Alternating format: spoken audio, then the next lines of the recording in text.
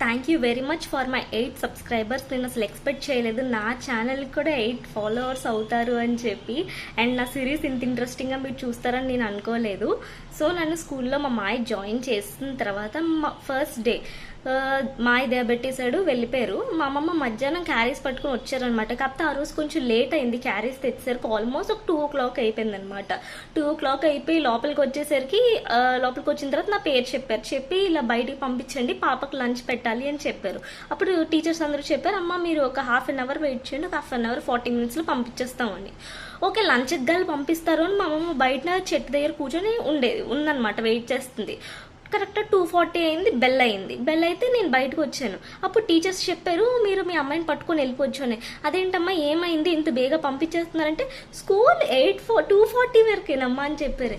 ఏంటి half day school అయ్యింది అన్నారు. లేదమ్మా, మార్నింగ్ 8:30 నుంచి 2:40 వరకు మాత్రమే కేంద్రీయ విద్యాలయ స్కూల్ అనేది స్కూల్ టైమింగ్స్. అంతకంటే ఎక్కువ మేము స్కూల్లో పిల్లలు ఉంచాము. 11:30 కల్లా లంచ్ ఉంటుంది అని చెప్పి మా అమ్మమ్మ చెప్పారనమాట.